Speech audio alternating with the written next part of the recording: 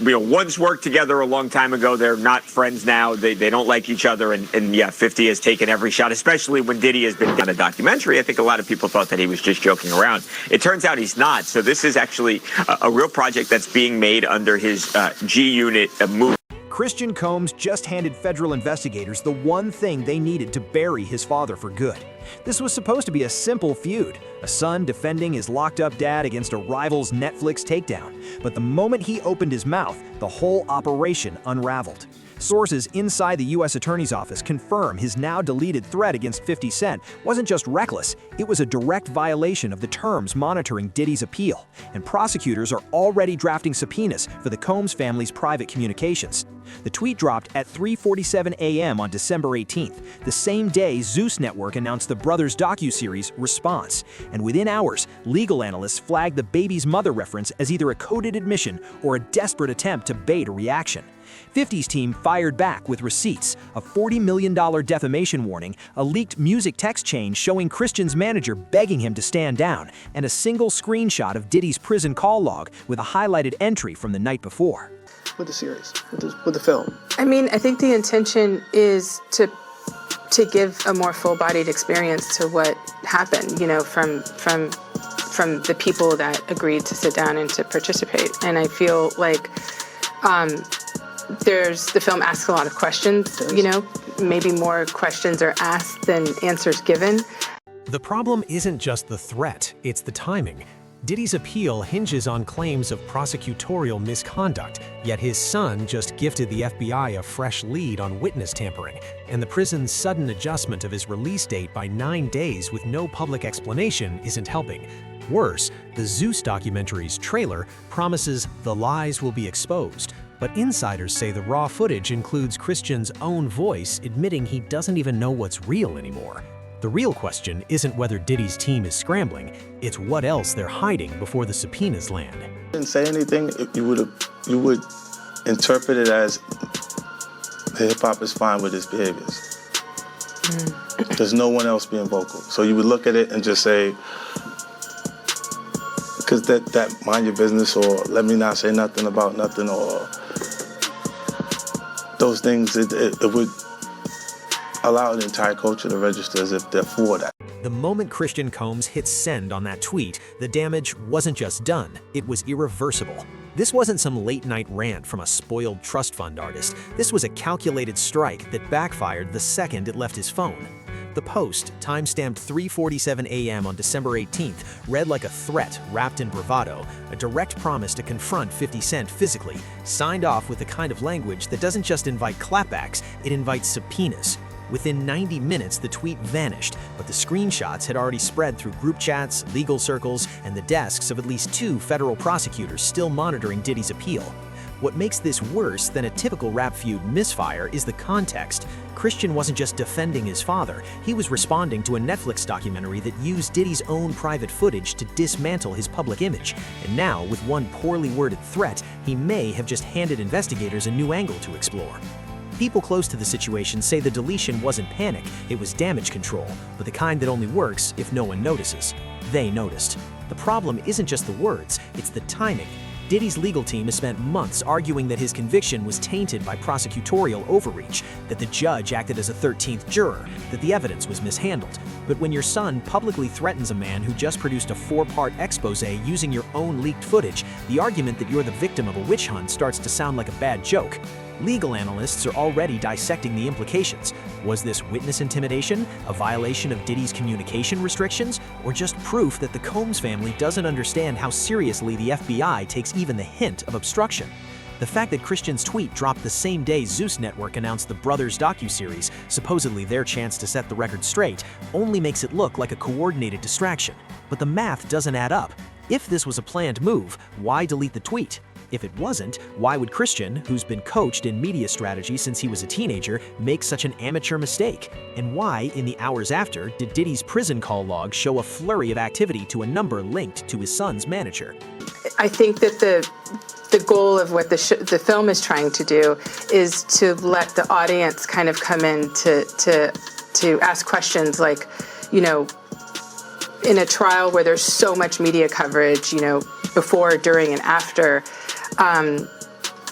were their decisions, colored by certain things, and who got the benefit of the doubt, in that courtroom. Here's where the story starts to bend.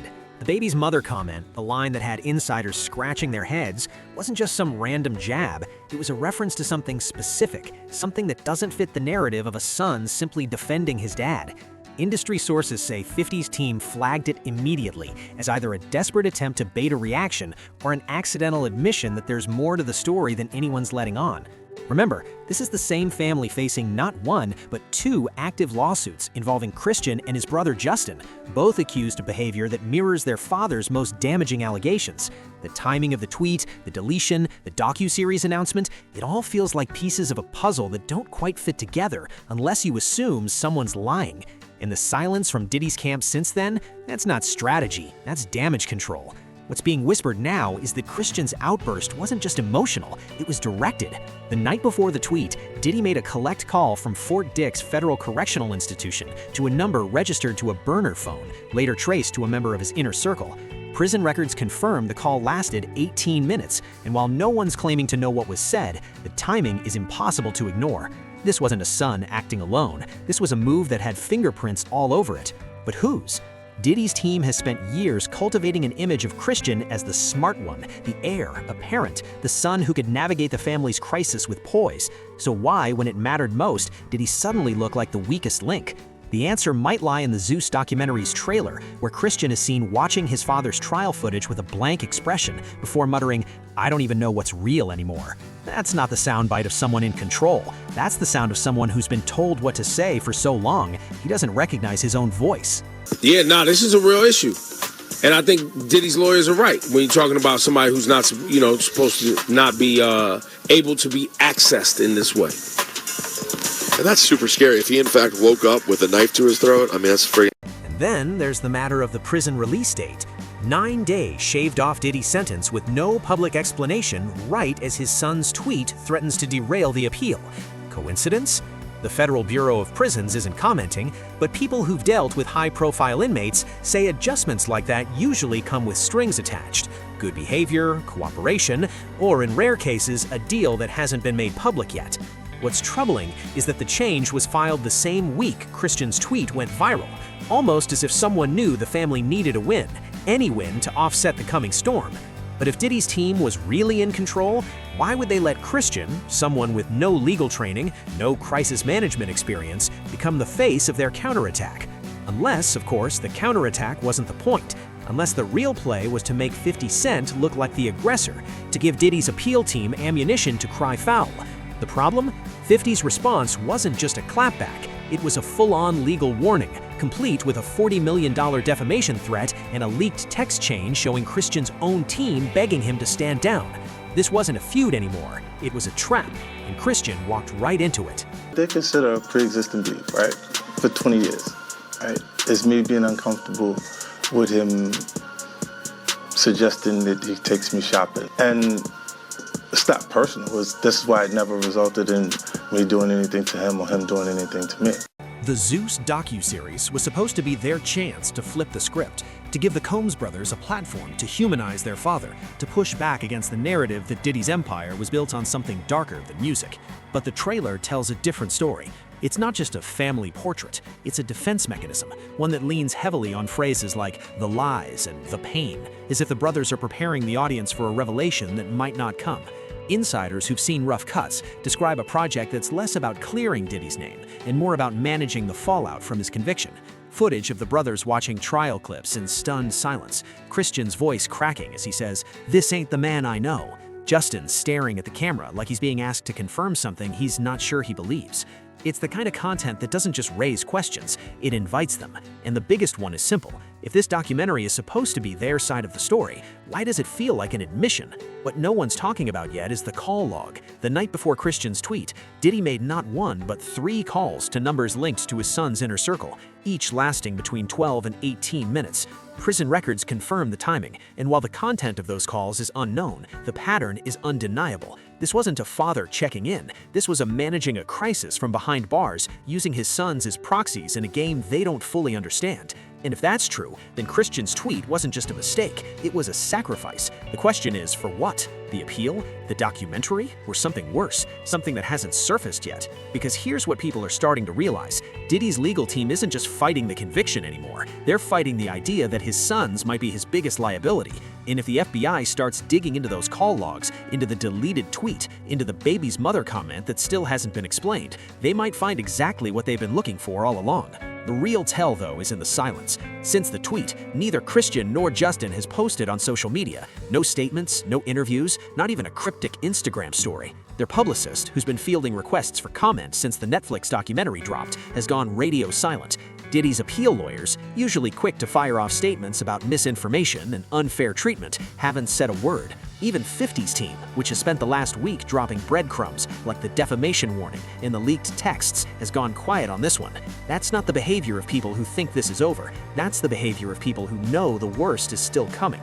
And if the Zeus documentary was supposed to be their counterpunch, why does it feel like they're already bracing for impact? What's becoming clear is that Christian's tweet wasn't the end of this, it was the beginning. The FBI doesn't just look at threats, they look at patterns. And the pattern here, a son acting out of character, a father making calls from prison, a documentary that feels like damage control, a family that's gone silent, doesn't suggest a feud, it suggests a cover-up, or worse, a collapse. The question isn't whether Diddy's team is scrambling, it's what they're trying to bury before the subpoenas land. And if the past week has proven anything, it's that they're not nearly as good at this as they think they are. Because when your own son becomes the weakest link in your defense, you don't just lose the appeal, you lose everything. The deeper you dig into the Combs family's current crisis, the clearer it becomes that Christian's tweet wasn't an isolated meltdown. It was the latest symptom of a much older pattern. This isn't the first time Diddy's inner circle has been accused of using intimidation, misdirection, or outright aggression to control a narrative. And it's not the first time his sons have been positioned as both shields and sacrifices in his legal battles. Go back to 2016 when the Cassie Ventura footage surfaced, and you'll find the same playbook. Deny everything, attack the accusers, and when the evidence becomes undeniable, pivot to damage control while keeping the family's public image intact. The difference now is that the sons aren't just bystanders, they're active participants, and their mistakes are becoming harder to clean up. People who've worked with the Combs family for years say the current chaos isn't a deviation from the script, it's the script itself, and Christian's tweet was just the latest line delivered poorly. What makes this moment different is that the usual tactics aren't working. When Diddy's homes were raided in 2024, his team responded with cease and desist letters, public relations blitzes, and a carefully staged family united front. His sons standing beside him in court, their statements scripted to emphasize loyalty and transformation. But this time, the cracks are showing. The Zeus documentary, positioned as their chance to reclaim the narrative, is already being dismissed by insiders as a half-baked attempt to humanize a man whose own footage is being used against him. The trailer's emphasis on the lies and the pain reads less like a defense and more like an admission that they don't have a better strategy. And when you factor in the lawsuits, Christian's yacht incident, Justin's gang assault allegations, the family's attempts to frame themselves as victims, start to look like a last-ditch effort to distract from the fact that the accusations against them keep multiplying. Here's where the past starts to explain the present. Diddy's relationship with his sons has always been transactional, built on a mix of opportunity and obligation. Industry veterans recall how he positioned Justin as the smart one, the UCLA graduate who could navigate the business side, while Christian was groomed as the face of the brand, the rapper who could carry the bad boy legacy into a new generation. But both were always secondary to Diddy's own image, and that dynamic is now backfiring. The problem isn't just that Christian's tweet was reckless, it's that it revealed how little autonomy he actually has. When your father's legal team is still dictating your moves from prison, when your response documentary feels like it was outlined by his publicist, and when your own legal troubles mirror his almost perfectly, the idea that you're an independent voice starts to collapse. And if the FBI starts treating Christian's outbursts as extensions of Diddy's strategy rather than individual mistakes, the appeal isn't the only thing at risk. The entire family's credibility is. People know about this very public, long-standing feud that you've had with Sean Combs. So what brought you to this project? Well, I just want to make really hit television. I like the idea of it being exciting, and I picked this project and started working on it about 5 months before I found Alex. And I know that she has the artistic integrity that it would take to make it. The most damning part of this isn't the tweet itself, it's the silence that followed. Diddy's team has spent decades mastering the art of the counterattack, but this time they've gone quiet.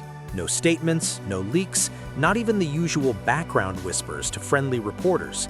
The only movement has been behind the scenes, where sources say the family's legal team is scrambling to contain the fallout from Christian's "baby's mother" comment, a line that's being interpreted in legal circles as either a careless slip or a deliberate signal. Either way, it's the kind of remark that doesn't just invite scrutiny, it demands it. And when you connect it to the broader pattern, the lawsuits, the documentary, the prison calls, it starts to look less like a feud and more like a family caught in a cycle they can't escape. What's becoming impossible to ignore is how closely Christian's behavior mirrors his father's at his most vulnerable. Diddy's downfall didn't start with the raids or the trials. It started with the moments when he thought he was untouchable, when his confidence in his own myth outweighed his judgment. Christian's tweet, his documentary, even his music, it all carries the same energy, a man convinced that his name alone is enough to silence critics. But the difference is that Diddy built his empire in an era where scandals could be buried with enough money and influence. His sons are operating in a world where every misstep is documented, dissected, and weaponized. And if the FBI is already treating Christian's outbursts as potential evidence, the question isn't whether Diddy's appeal will survive, it's whether his sons will be dragged down with him. The real danger for the Combs family isn't just the legal fallout, it's the realization that they might not be in control of the story anymore. For years, Diddy's team has operated on the assumption that they could shape the narrative, that they could turn scandals into comebacks and accusations into sympathy. But the Netflix documentary changed that. Interestingly, we haven't seen the indictments yet. There's been some time lag. I suppose it will take some time to go through all the forensic, evidence. It didn't just expose Diddy's alleged misconduct, it exposed the mechanisms he used to suppress it. And now, with Christian's tweet and the Zeus documentary's questionable framing, they're repeating the same mistakes, just with higher stakes. The family's attempts to spin this as a story about loyalty and resilience are falling flat because the public isn't buying it anymore. They're seeing a pattern, a father who can't let go of control, sons who don't know how to operate without it, and a legal strategy that's starting to look like a house of cards. What's left unsaid in all of this is the most telling part. No one in Diddy's camp has addressed the elephant in the room. The fact that Christian's tweet, the documentary, even the family's public silence, all feel like distractions from something bigger. The baby's mother comment, the prison calls, the sudden adjustments to Diddy's release date, none of it adds up unless you assume there's a piece of this story we haven't seen yet. And if the FBI is already connecting the dots, the Combs family might be running out of time to control the narrative. Because when your own son becomes the weakest link in your defense, it's not just the appeal that's in jeopardy, it's the entire legacy. The most unsettling part of this isn't the tweet, the documentary, or even the lawsuits. It's the realization that this might not be the end of the story, but the beginning of something much worse. Diddy's team has spent years treating scandals as temporary setbacks, but this time the cracks are too deep to paper over. Christian's outburst wasn't just a mistake, it was a signal. And if the people who've spent decades cleaning up Diddy's messes are finally stepping back, the question isn't whether the family will survive this, it's what they'll be willing to sacrifice to try. So, here's where we leave it, because this story isn't over, not by a long shot. If Christian's tweet really was a coordinated move, who gave the order? If the Zeus documentary is supposed to be their side of the story, why does it feel like a confession? And if the FBI is already treating the Combs family's actions as part of a broader pattern, what else are they about to uncover?